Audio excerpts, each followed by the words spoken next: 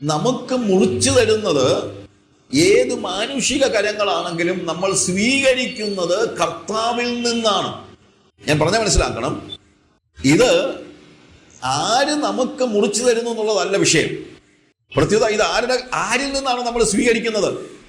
കർത്താവിൽ നിന്നാണ്. കാരണം നാം അവന്റെ അത്താഴത്തിൽ പങ്കാളികളാവുകയാണ്. അപ്പോൾ ഓരോ തിരുവത്താഴത്തിൽ പങ്കെടുക്കുമ്പോഴും നമ്മളിത് സ്വീകരിച്ചത് ആരിൽ നിന്നാണ്? കർത്താവിൽ നിന്നാണ്. അപ്പൊ കർത്താവും നമ്മളും തമ്മിലുള്ള സംസർഗവും സഭാജനങ്ങൾ അന്യോന്യമുള്ള സംസർഗവും അതും നമ്മൾ പഠിക്കുന്നുണ്ട്. ഇതിന്റെ രണ്ടിന്റെയും അതാണ് വിശുദ്ധ സംസർഗം എന്ന് നമ്മൾ പറയാൻ കാര്യം. അവനോടും നമ്മുടെ കൂട്ടു സഹോദരങ്ങളോടും ഒരുമിച്ചുള്ള ഒരു ഉല്ലാസകരമായ അവസ്ഥയാണ് വാസ്തവത്തിൽ ഈ സംസർഗം എന്ന് പറയുന്നത്. ഉല്ലാസകരമായ ഒരു അവസ്ഥ. അതുപോലെ ഇത് കർത്താവിന്റെ മേശയാണെന്ന് പറയുമ്പോൾ ഈ കൂട്ടായ്മയ്ക്ക് നമ്മൾ മാത്രമല്ല ഇച്ഛിക്കുന്നത്, അവനും വാഞ്ചിക്കുന്നതാണ്. ലൂക്കോസിന്റെ സുവിശേഷം 22-ാം അധ്യായത്തിന്റെ 15-ാം വാക്യത്തിൽ കർത്താവ് പറഞ്ഞു, ഇത് നിങ്ങളോടുകൂടെ, പെസഹായെ കുറിച്ചാണ് ഇവിടെ പറയുന്നതെങ്കിലും, നിങ്ങളോട് കൂടെ ഇത് ഭക്ഷിക്കുവാൻ ഞാൻ വളരെയേറെ വാഞ്ചിച്ചിരുന്നു എന്നാണ് പറയുന്നത്. അപ്പൊ കർത്താവ് ഈ തിരുവത്താഴത്തിന് പ്രാധാന്യം കൊടുക്കുന്നുണ്ട്. കർത്താവിന്റെ മേശയിൽ നമ്മൾ പങ്കാളികളാകുമ്പോൾ അത് അവനും കൂടെ എന്താണ്? ഒരു ഉല്ലാസമാണ്. ആ സംസർഗത്തിൽ കർത്താവ് പങ്കാളിയാണ്, ഭാഗവാക്കാണ് എന്നുള്ളത് നമ്മൾ മനസ്സിലാക്കണം. ഇതൊരു വലിയ പദവിയാണ്.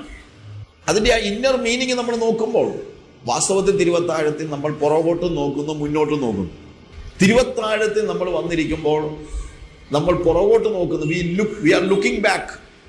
അവൻ്റെ മരണത്തിൻ്റെ ഓർമ്മയാണ് നമ്മൾ പുറകോട്ട് നോക്കുമ്പോൾ കാണുന്നത്. അതേസമയം നമ്മൾ മുന്നോട്ട് നോക്കുമ്പോൾ എന്താ കാണുന്നത്? വെൻ വി ലുക്ക് ഫോർവേഡ് എന്താ നമുക്ക് കാണാൻ കഴിയുന്നത്? ഞാൻ വരുവോളം എൻ്റെ മരണത്തെ പ്രസ്താവിക്കുന്നു. അതായത് അവൻ വരുന്നു. When we are looking backward, നമ്മൾ പുറകോട്ട് നോക്കുമ്പോൾ എന്ത് കാണുന്നു? അവൻ്റെ മരണത്തെ കാണുന്നു. മുമ്പോട്ട് നോക്കുമ്പോൾ അവൻ്റെ വരവിനെ നമ്മൾ കാണുന്നു. നമ്മൾ ചുറ്റും നോക്കുമ്പോൾ, തിരുവത്താഴത്തിൽ പങ്കെടുക്കുമ്പോൾ ഞാൻ പറയാണ്, നമ്മൾ പുറകോട്ട് നോക്കുമ്പോൾ കർത്താവിൻ്റെ മരണത്തെ കാണുന്നു. നമ്മൾ മുന്നോട്ട് നോക്കുമ്പോൾ അവൻ്റെ വരവിനെ കാണുന്നു. നമ്മൾ ചുറ്റും നോക്കുമ്പോൾ നമ്മൾ ചർച്ചിനെ കാണുകയാണ്, സഭയെ കാണുകയാണ്, സഭ. അപ്പൊ അതുകൊണ്ടാണ് ഞാൻ പറഞ്ഞത്, ഇത് ആകമാനമായി നമുക്ക് ഇതിൻ്റെ ആന്തരികമായ അർത്ഥം ഗ്രഹിക്കാതെ വെറുതെ പോയി പ്രസാദം തിന്നുന്നത് പോലെ തിന്നേച്ചു പോരാൻ കഴിയുകയില്ല എന്നുള്ളത് നിങ്ങൾ മനസ്സിലാക്കണം. ഇനി തിരുവത്താഴത്തെ കുറിച്ച് ചില കാര്യങ്ങൾ പറയുമ്പോൾ, ഫസ്റ്റ് ഓഫ് ഓൾ, ഇത് ഒരു പരിധി എന്ന് പറഞ്ഞു കഴിഞ്ഞാൽ it's a redeclaration of our faith. എൻ്റെ വിശ്വാസത്തിൻ്റെ ഒരു പുനർപ്രഖ്യാപനമാണ്. ഓരോ ആഴ്ചയിലോ ഒരു മാസത്തിലോ അല്ലെങ്കിൽ ഇടയ്ക്കോ ഞാൻ തിരുവത്താഴത്തിൽ പങ്കെടുക്കുമ്പോൾ ഞാൻ എൻ്റെ ഫെയ്ത്ത് ഒന്നുകൂടെ, എൻ്റെ വിശ്വാസം എന്ന് പറയുമ്പോഴത്തേക്ക് എൻ്റെ എന്തുവാ നമ്മൾ ഉദ്ദേശിക്കുന്ന സാധാരണ കേൾക്കുന്നില്ല, വിശ്വസിക്കുക, ആ വിശ്വാസമല്ല. യേശു ക്രിസ്തുവുമായുള്ള എൻ്റെ സംസർഗത്തിൻ്റെ ഒരു പ്രതിഫലനമാണ് തിരുവത്താഴത്തിൽ നടക്കുന്നത്. സ്നാനത്തിലും അതാണ് നടക്കുന്നത്. സ്നാനത്തിൽ നമ്മൾ യേശു ക്രിസ്തുവിനോടുള്ള ഏകീഭാവം. എന്തിനാണ് നമ്മൾ സ്നാനമേൽക്കുന്നത്? ക്രിസ്തുവിനോട് ചേരുവാൻ സ്നാനമേറ്റവരായ നാം. അപ്പോൾ സ്നാനമേൽക്കുമ്പോൾ നമ്മൾ എന്താ ചെയ്യുന്നത്? ഞാൻ ഡിക്ലെയർ ചെയ്യുകയാണ്, ഞാൻ പ്രഖ്യാപിക്കുകയാണ്, ഞാൻ യേശുവിനോട് ചേർന്നെന്ന്. ആരോട് പ്രഖ്യാപിക്കുക? ലോകത്തോട് പറയുന്നു, എന്നോടും പറയുന്നു, ചുറ്റുപാടുമുള്ളവരോടും പറയുന്നു, എല്ലാവരോടും ഞാൻ പറയുകയാണ്. ഞാൻ സ്നാനമേൽക്കുമ്പോൾ ഞാൻ എന്നോട് പറയുകയാണ്, ഞാൻ ഇനി മുതൽ പഴയ ആളല്ല, ഞാൻ യേശുവിൻ്റെ ഭാഗമാണ്, ഞാൻ യേശുവിനോട് ചേർന്നിരിക്കുന്നു. ഞാൻ ലോകത്തോട് പറയുകയാണ്, ഞാനേ ഇന്നലത്തെ പഴയ സാജു അല്ല, ഞാനിപ്പോൾ യേശുവിൻ്റെ കൂട്ടാളിയാണ്, പങ്കാളിയാണ്. ഞാൻ ലോകത്തോട് പറയുകയാണ്. ഞാൻ സഭയോടും പറയുമ്പോൾ, സഭയോട് ഞാൻ സംസാരിക്കുക, എന്താ? Yes, I am part of you, because ഞാൻ നിങ്ങളുടെ ഭാഗമാണ്. എന്തുകൊണ്ടാണ് നമ്മളെ സംബന്ധിച്ച് നമ്മൾ തിരുവത്താഴത്തെ കുറിച്ച് പറയുമ്പോഴത്തേക്ക് സ്നാനത്തിൽ നമ്മൾ ക്രിസ്തുവിനോട് ചേരുവാൻ നമ്മൾ സ്നാനം ഏൽക്കുമ്പോൾ ഞാൻ ഡിക്ലെയർ ചെയ്യുകയാണ്. എന്താ ഡിക്ലെയർ ചെയ്യുന്നത്? ഞാൻ ഇന്നു മുതൽ ഒരു പുതിയ ആളാണ്, ഞാൻ യേശുവിനോട് കൂടെ ചേർന്നു. അത് ആരോടൊക്കെ പറയുന്നത്? എല്ലാവരോടും പറയാം. ഒന്നാമത് ഞാൻ എന്നോട് തന്നെ പറയാം, ഈ സ്നാനപ്പെട്ട ഭയങ്കര കോൺഫിഡൻസ് ആണ് നമുക്ക്. നമ്മൾ യേശുവിൻ്റെ വകയാണെന്നുള്ള ഒരു വലിയൊരു കോൺഫിഡൻസ് ഓട്ടോമാറ്റിക്കായിട്ട് നമുക്കുണ്ടാകും. ഞാൻ എൻ്റെ അനുഭവത്തിൽ നിന്ന് പറയുന്നു. സ്നാനപ്പെടുന്നതിന് മുമ്പെല്ലാം നമുക്ക് എന്തോ ഒരു കൺഫ്യൂഷൻ പോലെയൊക്കെ ഉണ്ട്. പക്ഷെ നമ്മൾ ആ സ്നാനപ്പെട്ട് കഴിയുമ്പോഴത്തേക്ക് ഞാൻ യേശു എൻ്റെ ആണെന്നുള്ള, അന്നേരമാണോ യേശു സ്വന്തമാകുമെന്ന് ചോദിച്ചു കഴിഞ്ഞാൽ അന്നേരമാണ് എനിക്ക് അത് ശരിയായിട്ട് അങ്ങ് ബോധ്യപ്പെടുന്നത്. ഐ ബിലോങ് ടു ജീസസ്, ഞാൻ യേശുവിൻ്റെ വകയാണെന്ന് എനിക്ക് ബോധ്യം തരുന്നതാണ് ഒന്നാമത് സ്നാനം. അതുകൊണ്ടാണ് ക്രിസ്തുവിനോട് ചേരുവാൻ സ്നാനമേറ്റവരായ നാം എന്ന് പറയുമ്പോൾ നമ്മൾ ഡിക്ലെയർ ചെയ്യുന്നത് ഒന്നാമത് എന്നോട് തന്നെയാണ്. ഒരു കാര്യം ഞാൻ പറഞ്ഞേക്കാം, നീ ഇന്നലത്തെ പോലൊന്നും അല്ല കേട്ടോ. നീ ബാപ്റ്റിസം എടുത്ത ആളാണ്. നീ ആരോട് ചേരാനാ ബാപ്റ്റിസം എടുത്തത്? യേശുവിനോട് ചേരുവാനാണ്. യേശു നിന്റെ കാന്തനാണ്, നിന്റെ മണവാളനാണ് എന്ന് എപ്പോഴും എന്നോട് പരിശുദ്ധാത്മാവ് പറഞ്ഞുകൊണ്ടിരിക്കും. അതുകൊണ്ട് ബാപ്റ്റിസം അത്ര ചെറിയ കാര്യമൊന്നുമല്ല. പ്രായോഗികമായി പറഞ്ഞാൽ പോലും ബാപ്റ്റിസം യേശുവിനോട് ചേരുന്നു എന്നുള്ളതിന് എന്നോട് തന്നെയുള്ള ഒരു കോൺഫിഡൻസ് ഉണ്ട്. പിന്നെ സ്നാനപ്പെടുന്നതിന് മുമ്പ് നമ്മളിപ്പം എത്രയോ പേരൊക്കെ യോഗത്തിന് വരുന്നു, വന്നേച്ച് പോകുന്നു. അവരോടൊന്നും നമ്മൾ അത്രയൊന്നും നീ ഇന്നലെ യോഗത്തിന് കണ്ടല്ലോ എന്നൊന്നും പറയുന്നില്ല. യോഗത്തിന് ആരൊക്കെ വരുന്നുണ്ട്. പക്ഷെ ബാപ്റ്റിസം എടുത്തു കഴിഞ്ഞാൽ ലോകത്തിലുള്ളവരും പറയും, നീ പോയി ബാപ്റ്റിസം എടുത്തല്ലേടാ, നീ സ്നാനപ്പെട്ടതല്ലേ, എന്നിട്ട് നീ എന്നാ പറയുന്നത്? അപ്പൊ സ്നാനമെന്ന് പറയുന്നത് പബ്ലിക്കിനോടുള്ളൊരു ഡിക്ലറേഷനാണ്. എന്ത്? ഞാൻ യേശുവിൻ്റെ വകയാണെന്നുള്ളത്. അപ്പോൾ സ്നാനമേൽക്കുമ്പോൾ ആദ്യം എന്നോട് തന്നെയുള്ള ഒരു ഡിക്ലറേഷനാണ്. അതുപോലെ തന്നെ ലോകത്തോട് ഞാൻ പറയുകയാണ്, ഞാൻ യേശുവിൻ്റെ വകയാണ് എന്ന് തന്നെയല്ല.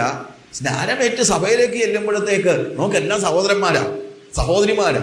അപ്പോഴെന്താണ്? സഭയിലും ഒരു ഡിക്ലറേഷനാണ്. കണ്ടില്ലയോ, സാജു സ്നാനമേറ്റ് കർത്താവിനോട് ചേർന്നു, നമ്മുടെ ഭാഗമായിരിക്കുകയാണ്. അങ്ങനെ സ്നാനമെന്ന് പറയുന്നത് ഒരു പബ്ലിക് ഡിക്ലറേഷനാണ്. എന്നാൽ ഇതൊരു സ്പിരിച്വൽ റിയാലിറ്റിയാണ്. അല്ലാതെ ആ സ്നാനപ്പെടുന്ന വെള്ളത്തിന്റെ പ്രത്യേകത ഒന്നുമല്ല. ഏത് വെള്ളത്തിലാണ് മുങ്ങിയത്? ചിലപ്പോൾ ആളുകൾ ചോദിക്കും, ഒന്ന് മുങ്ങിയാ പിന്നെ എന്നാ കിട്ടാനാ? ചിലപ്പോൾ ആളുകൾ ചോദിക്കും, അവൻ പോയി മുങ്ങി, അങ്ങ് വെള്ളത്തിലോട്ടൊന്ന് മുങ്ങി എന്ന് വെച്ച് ഏതാണ്ട് പറ്റിയോ? ഞാൻ അവരോട് ചോദിക്കുന്നത്, വെള്ളത്തിലോട്ട് പോയി മുങ്ങി എന്ന് പറഞ്ഞിട്ട് ഒന്നും പറ്റിയില്ലെങ്കിൽ നിങ്ങളെന്തിനാ വലിയ വഴക്കുണ്ടാക്കാൻ പോകുന്നത്? നിങ്ങൾ തന്നെ പറയുന്നു വെള്ളത്തിലോട്ട് മുക്കി, എന്താ കിട്ടാനാ? ഒന്നും കിട്ടാനില്ലെങ്കിൽ പിന്നെ നിങ്ങൾ എന്തിനാ വഴക്കുണ്ടാക്കാൻ പോകുന്നത്? That is my question. ഇല്ലേ? അപ്പൊ സ്നാനത്തെ എതിർക്കുന്നവർക്ക് പോലും അറിയാം എന്താ സ്നാനമെന്ന് പറയുന്നത് വളരെ പ്രാധാന്യം അർഹിക്കുന്ന കാര്യമാണെന്നറിയാം. അപ്പോൾ സ്നാനം ഒരു പബ്ലിക് ഡിക്ലറേഷനാണ്, ഞാൻ ക്രിസ്തുവിനോട് ചേർന്നു. അത് പക്ഷേ പുറമേ ഉള്ള വെള്ളത്തിലല്ല, അതൊരു സ്പിരിച്വൽ റിയാലിറ്റിയാണ്. എൻ്റെ ഉള്ളിലുണ്ടാകുന്ന ഒരു റിയാലിറ്റിയുടെ പുറമേ ഉള്ള ഒരു എക്സ്പ്രഷൻ മാത്രമാണ് എന്ത്? സ്നാനം. ആ അകമേയുള്ള ആ ക്രിസ്തുവിനോടുള്ള പറ്റിച്ചേരൽ ഉണ്ടാകാതെ ഒരാൾ പോയി സ്നാനപ്പെട്ട വല്ല ഗുണമുണ്ടോ? ഒരു ഗുണവുമില്ല.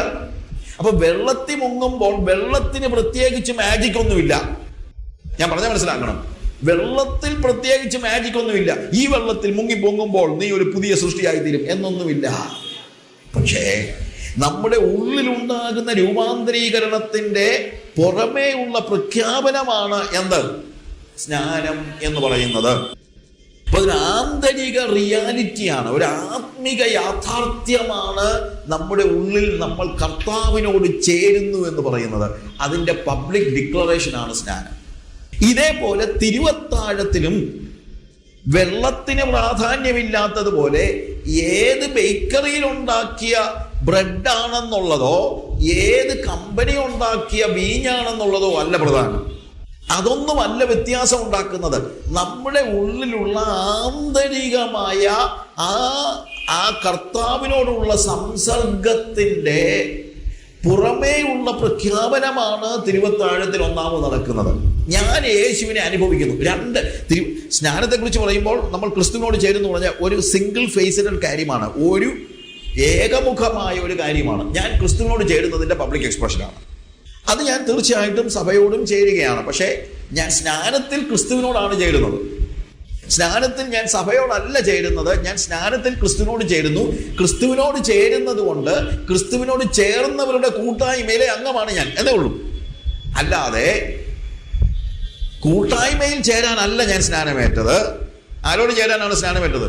ക്രിസ്തുവിനോട് ചേരുവാൻ. എന്നാൽ ക്രിസ്തുവിനോട് ചേരുമ്പോൾ ക്രിസ്തുവിനോട് ചേർന്നവരുടെ കൂട്ടായ്മയിൽ ഞാൻ അംഗമാകുന്നുണ്ട്. പക്ഷെ ഞാൻ സ്നാനമേറ്റത് ക്രിസ്തുവിനോട് ചേരാനാണ്. ഓക്കെ?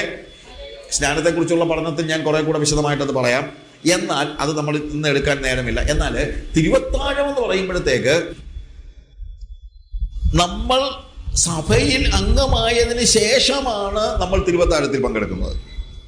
അങ്ങനെ വരുമ്പോൾ അത് രണ്ട് മൾട്ടി ഫേസിറ്റഡ് ആണ്, ടു ഫേസറ്റഡ്, രണ്ട് ദ്വിമുഖമായ അനുഭവങ്ങളുടെ ദ്വിമുഖമായ ആന്തരിക കാര്യങ്ങളുടെ പ്രകാശനമാണ് തിരുവത്താഴത്തിൽ നടക്കുന്നത്. ഒന്നാമത്, ഞാൻ യേശുവുമായിട്ടുള്ള സംസർഗത്തിന്റെ യൂണിയന്റെ അതിൻ്റെ പ്രകാശനം തിരുവത്താഴത്തിൽ നടക്കുന്നുണ്ട്. അതുകൊണ്ടാണ് അതിനെ വിശുദ്ധ സംസർഗം എന്ന് പറയുന്നത്. ഞാൻ പറഞ്ഞല്ലോ, ഞാൻ യേശുവിനെ അനുഭവിക്കുന്നുണ്ട്, ഞാൻ യേശുവിനെ അനുഭവിക്കുന്നു, അവൻ എന്നിലും ഞാൻ അവനിലും. ഞങ്ങളുടെ സംസർഗം, യേശുവും ഞാനും തമ്മിലുള്ള യൂണിയൻ, യേശുവും ഞാനും തമ്മിലുള്ള ഏകത, അതൊരു ആത്മീക യാഥാർത്ഥ്യമാണ്. അതിനെയാണ് ഫെയ്ത്ത് എന്ന് പറയുന്നത്. വിശ്വാസം എന്ന് പറയുന്നത് നമ്മൾ ഉദ്ദേശിക്കുന്നത് പോലെ ചില്ലറ കാര്യങ്ങൾ ദൈവം എനിക്ക് ചെയ്തു തരുമെന്ന് പറയുന്ന വിശ്വാസമല്ല. വിശ്വാസം യേശു എന്റേതാണെന്നുള്ള ബോധ്യമാണ് വിശ്വാസം. I trust in him, he is mine, I am his. ഞാൻ അവന്റെയാണ്, അവൻ എന്റെയാണ്. ആ വലിയ തിരിച്ചറിവാണ് വിശ്വാസം.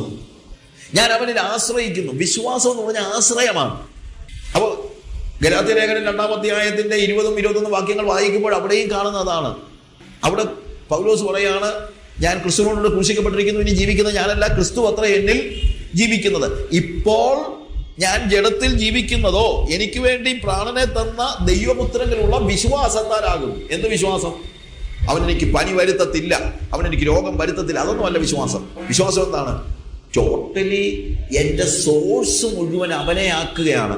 സോഴ്സ് എന്ന് പറയുമ്പോഴത്തേക്ക് എനിക്കുള്ളതെല്ലാം അവൻ്റെയാണ്, അവനിൽ നിന്നാണ് ഞാൻ എല്ലാം സ്വീകരിക്കുന്നത്. അതാണ് വിശ്വാസം എന്ന് പറയുന്നത്. വിശ്വാസം എന്ന് പറയുന്നത് നമ്മളെ യേശു ക്രിസ്തുവുമായിട്ട് ലിങ്ക് ചെയ്യുന്നതാണ്. അതായത് ഒരു പൈപ്പ് വലിയ ഒരു വാട്ടർ ടാങ്കുമായിട്ട് കണക്ട് ചെയ്താൽ മാത്രമേ അതിലൂടെ എന്ത് ചെയ്തുള്ളൂ? വെള്ളം വരത്തുള്ളൂ. എന്നതുപോലെ യേശു എന്ന മഹാ സോഴ്സിനോട് ഞാൻ കയറി ലിങ്ക് ആകുന്നതാണ് വിശ്വാസം എന്ന് പറയുന്നത്. Faith links we with Jesus. വിശ്വാസം എന്നെ യേശുവുമായിട്ട് കണക്ട് ചെയ്യുകയാണ്. അപ്പൊ അതുകൊണ്ട് യേശുവിലൂടെ എല്ലാം എന്നിലേക്ക് ഒഴുകി വരികയാണ്. ഞാൻ പറഞ്ഞ മനസ്സിലാക്കണം. അല്ലാതെ വിശ്വാസം എന്ന് പറയുന്നത് അവൻ എനിക്ക് പനി വരുത്തത്തില്ലെന്ന് പറയുന്നത് അല്ല വിശ്വാസം. അവനിലൂടെ എന്നിലേക്ക് ഒഴുകി വരുന്ന ആ ദൈവത്തിന്റെ ജീവൻ, അത് നിരന്തരം അനുഭവിക്കുന്നു, ഞാൻ അനുഭവിക്കുന്നു. ആ അനുഭവിക്കുന്നത് അതിൻ്റെ ഒരു സൈൻ. വീണ്ടും ഞാൻ ചെന്നിട്ട് എന്ത് ചെയ്യാണ്?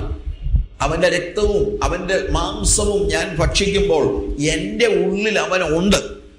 ആ ഉണ്ടെന്നുള്ളതിന്റെ, അതായത് he is in me and I am in him, ഞാൻ അവനിലും അവൻ എന്നിലുമാണെന്നുള്ളതിന്റെ ഒരു പബ്ലിക് ഡിക്ലറേഷനാണ്. എൻ്റെ വിശ്വാസത്തിൻ്റെ, യേശുവുമായിട്ടുള്ള എൻ്റെ സംസർഗത്തിൻ്റെ ഒരു ഡിക്ലറേഷനാണ്, ഫെയ്ത്ത് ഡിക്ലറേഷനാണ്. എന്ത്? തിരുവത്താഴത്തിൽ നമ്മൾ കാണുന്നത്. അവിടെ ഞാൻ യേശുവിനെ ഭക്ഷിക്കുന്നു. സ്പിരിച്വൽ റിയാലിറ്റിയാണ്. അല്ലാതെ നോക്കുമ്പോൾ കാണുന്നത് ഞാൻ അപ്പം കഴിക്കുകയായിരിക്കും, പക്ഷെ ഞാൻ യഥാർത്ഥത്തിൽ കഴിക്കുന്നത് അപ്പമല്ല. ഞാൻ എന്താണ്? യേശുവിനെയാണ് ഭക്ഷിക്കുന്നത്. നോക്കുമ്പോൾ ഞാൻ കുടിക്കുന്നത് വീഞ്ഞായിരിക്കാം, പക്ഷെ യഥാർത്ഥത്തിൽ പുറം ലോകത്തത് വീഞ്ഞാണെങ്കിലും ദൃശ്യലോകത്തത് വീഞ്ഞാണെങ്കിലും ആത്മലോകത്തിൽ അത് യേശു തന്നെയാണ്.